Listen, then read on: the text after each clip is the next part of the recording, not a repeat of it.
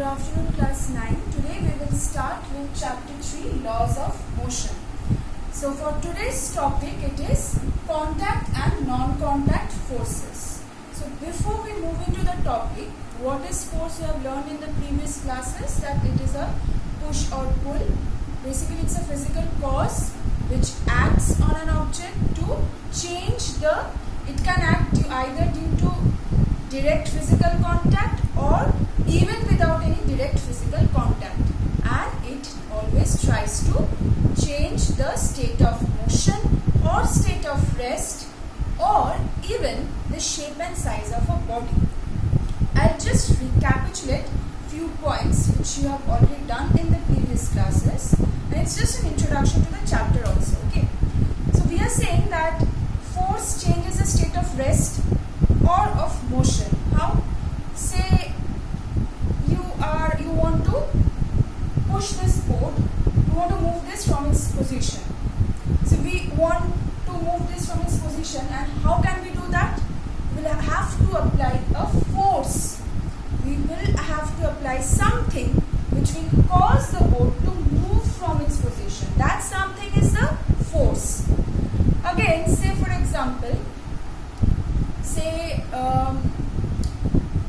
you are running, or say for example you are driving a car and suddenly you are applying the brakes. Now you are applying brakes to stop the car, right? That means the car was in motion and you have now stopped the car. So by applying brakes, force is applied to change the state of motion, right? That means it can change the state of rest. A body which is at rest, by applying force we can move it. A body which is in motion, by applying force we can stop it. Even we can change the speed of the moving body. You know that very well. Say you are running and I am pushing you harder from behind. You will start running even faster, right? Then another thing is, force is used to change the shape and size of a body. The previous examples which we discussed, what were those bodies which we discussed? Those are called rigid bodies. Rigid body means by applying force to that body, you cannot change the distances between two consecutive points in the rigid body. That is, you cannot deform the body. By applying force, I'll move the board, right? By applying force, the board is not getting distorted. So for rigid bodies, we call these type of bodies on which even if we apply force, the distances between the consecutive points in the body will not change. So those bodies, rigid bodies, by applying force, they can produce two types of motion. One is translational motion, right? Another one, you remember you have done in class 8, if a body is fixed about a point, say my hand, say this is fixed about a point. So if I apply force, it won't move like this, it will rotate. So translational and rotational motion. And what about those type of bodies which are called non-rigid bodies? That means by applying force, you can change the distances between two consecutive points in the body. For example, when you make say clay models out of a ball of clay, you are giving it different shapes. You are applying force and giving it different shapes. Or say you have several examples in a book also. Say a thin metal sheet, you are hammering it and making it into a square sheet, a foil. So you are changing the shape and size, right? But that means these bodies are non-rigid bodies. By applying force to them, they can be deformed. That means their shape and size can be changed. But what factor cannot be changed by applying force? Mass of a body. Mass always remains constant because it's a quantity of matter in a body. Okay, now let's come to the contact and non-contact force. There are few forces which acts only when two bodies are in contact, physical contact. And there are few forces which do not need direct physical contact. They can even act when they are separated from each other. Those are non-contact forces. So let's first do the contact forces.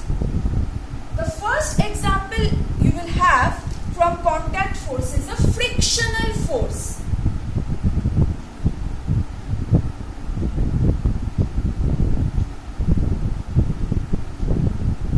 First one is a frictional force. What type of force is that? Say, when you try to move a body over another body, say you are pushing a book on a table, or say for example you throw a ball is rolling on a ground. After some time you will find that the ball will stop. So which force is actually in this case stopping the ball? There is no magic, right? Then which force? That force which tries to oppose the motion and acts in the opposite direction in which the body is moving is known as frictional force. So if you have a table on which a book is kept and I am applying force in this direction, I am moving the book in this direction. Which is the direction of frictional force?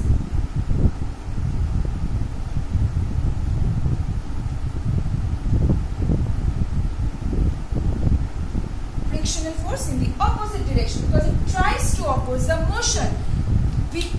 Instead, also we have disadvantages of frictional force as well as advantages. You have learned this in class 6. Frictional force is always not, it's not disadvantageous. Sometimes it's useful also. If there was no frictional force while walking, you would have slipped always, right? You will find we are able to walk more, we are able to walk better when the road is not much slippery. If the floor is very smooth, you will slip because frictional force is less. Okay. So this was about the frictional force. Next is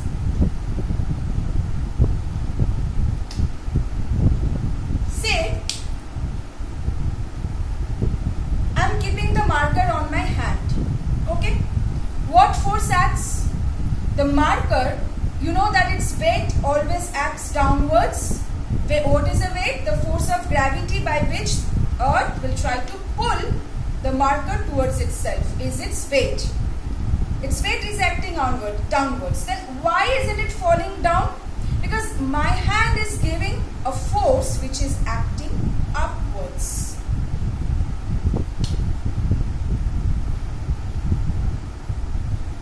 Table, you keep a book over here.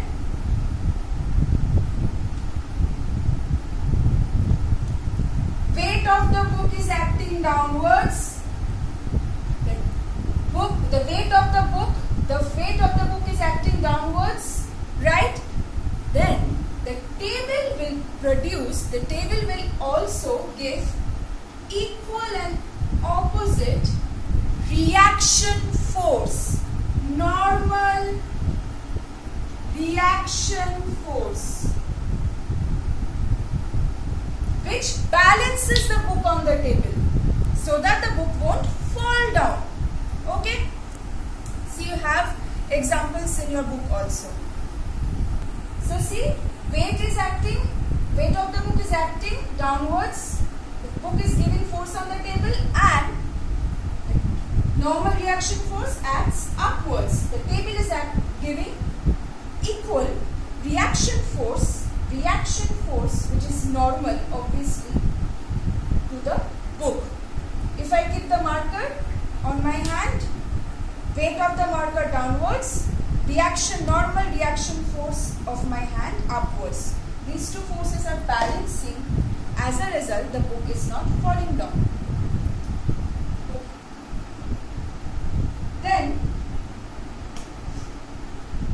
suppose from a support, say a string is attached. Okay? A string is attached from a support. Now, at the end of the string, I tie say a certain block. It has certain weight, W. Now, as soon as I attach this block having certain weight, what will happen? The weight of the block is acting downwards, obviously, because the earth is trying to pull the block towards itself due to the force of gravity. So the weight of the block is acting downwards. Then why won't the block fall down? Because as soon as we attached it, there is a reaction force developed in the string. That is known as the tension of the string. A tension is developed in the string which acts in the opposite direction, denoted by capital T. Acts in the opposite direction, which tries to, this tension developed in the string will try to withhold the block so that it won't fall down. Right? That is why there is a limit of each and every string, right? That means you cannot keep on increasing the weight. After some time, if the weight is too much, this tension of the string will be less compared to the weight and it will fall down. That is why if you just cut the string at this point, you will find when you cut the string at this point, it will give a sudden jerk upwards due to the tension and then fall. So, tension of string. How does it act? It always acts far away in the opposite direction from where a load is attached to the string. Okay? Now, next is, suppose you have a rigid support and you have a spring. A spring. You are compressing the spring. I am applying force in this direction. Capital F denotes force, you know. I am applying force in this direction. I am compressing. Compressing the spring. Where will its, what will the spring try to do? It will try to regain its original position. It will try to come back to its original position. So, in which direction will it apply force? Opposite direction. Because you are compressing it, the spring will try to move back to its original position, known as the restoring force. This is a force by which the spring will try to restore itself. Okay? Go back to its original position. Then, tell me, if I stretch the spring, that means if I pull the spring, what will the spring try to do? It will try to come back to this position. Then this will be the direction of restoring force. If you have two blocks attached, A and B, with a spring, and you compress the spring, what will the spring try to do? Move away like this. So the blocks will move away like this. And when you compress the spring and when you stretch the spring, it will try to come back to its original position. Two blocks will come closer to each other.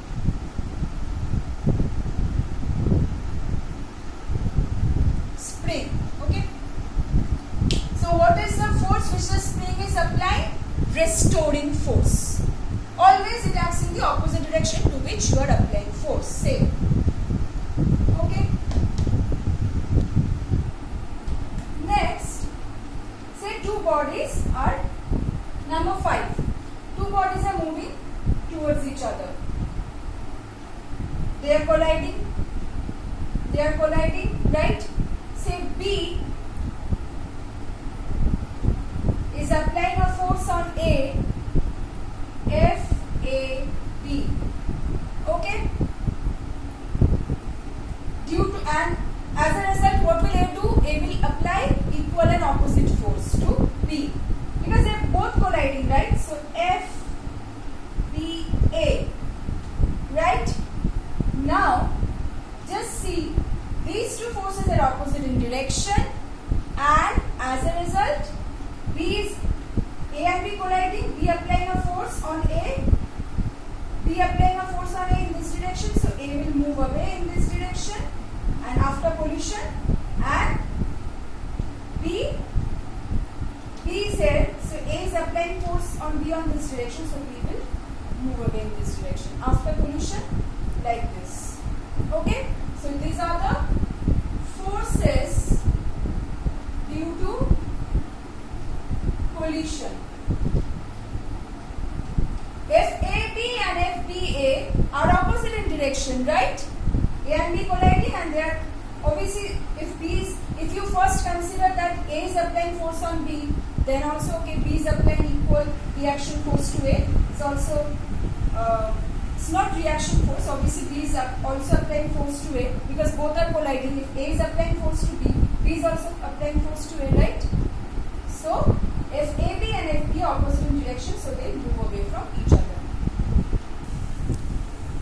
Now let's come to the non-contact forces, which can act between two bodies even they are not in physical contact with each other, like the previous one. See, all the forces which we have learned, the bodies were in contact and then the forces acted, right?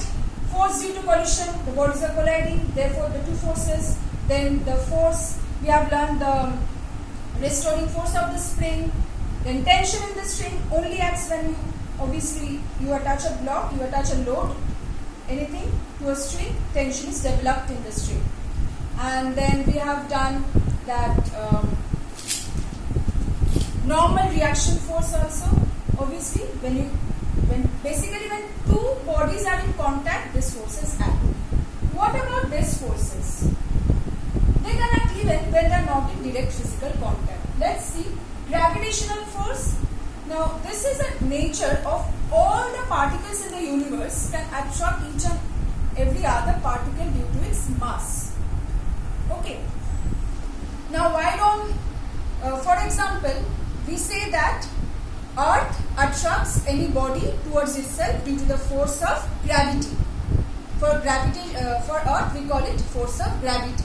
That's why weight arises, the concept of weight arises.